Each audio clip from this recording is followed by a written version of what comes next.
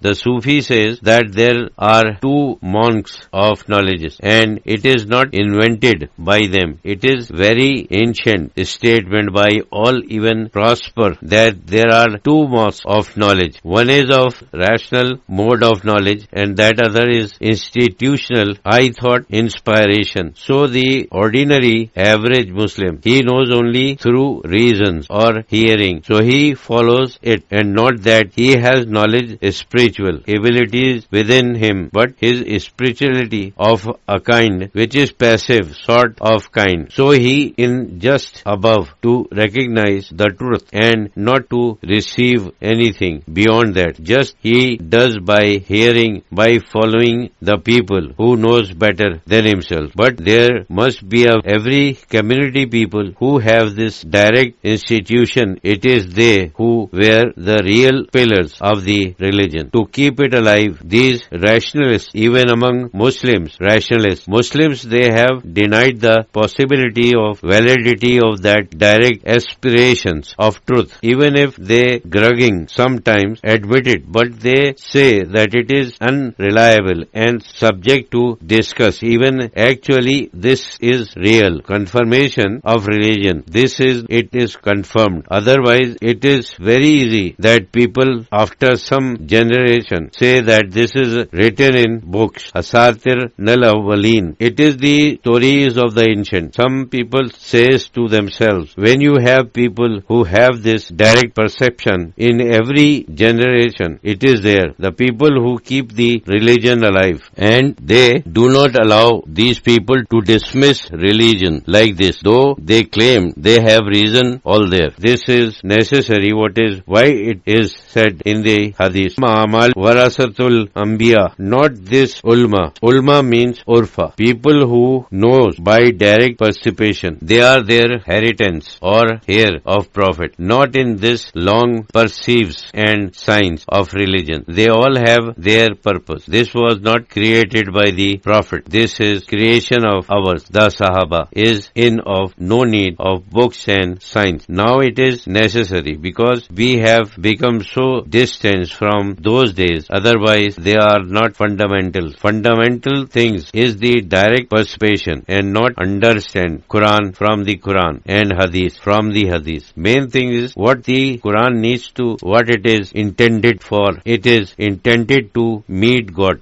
اس کے بعد حضرت شہید اللہ فریدی رحمۃ اللہ علیہ نے اردو میں فرمایا کہ جو لوگ انتہا تک نہیں پہنچتے ان کے لیے تھوڑا بہت عذر ہے، کیونکہ کچھ پردہ ہوتا ہے، یعنی روحانیت کے اوپر تھوڑا بہت پردہ ہے، ہر شخص نہیں پہنچ سکتا، لیکن اس کی اجازت بس اس حد تک ہونی چاہیے کہ کوئی کہے کہ یہ باتیں میری سمجھ میں نہیں آتی۔ علماء کہتے چلے آئے ہیں، میں تو صرف اسی کے اوپر عمل کرتا ہوں، اگر اس حد تک کہے تو ٹھیک ہے، لیکن انکار نہ کرے۔ دنیا میں دو قسم کے لوگ ہیں، بعض جو تقلیدی ہیں، بعض تحقیقی ہیں۔ اہل تقلید کو ہم ملامت نہیں کر سکتے کہ تم کیوں اہل تقلید ہو، اہل تحقیق کیوں نہیں ہو، لیکن جو لوگ روحانیت سے انکار کرتے ہیں اور اس کی اہمیت کو کم کرنے کی کوشش کرتے ہیں، حقیقت میں وہ دین کی بنیادیں کاٹنا چاہتے ہیں۔ جو لوگ بالکل انکار کرتے ہیں، سمجھو ان کے پاس دین کا صرف چھلکا رہ گیا ہے، اصل میوہ نہیں رہتا۔ ان کا معاملہ اللہ کے ساتھ ہے، لیکن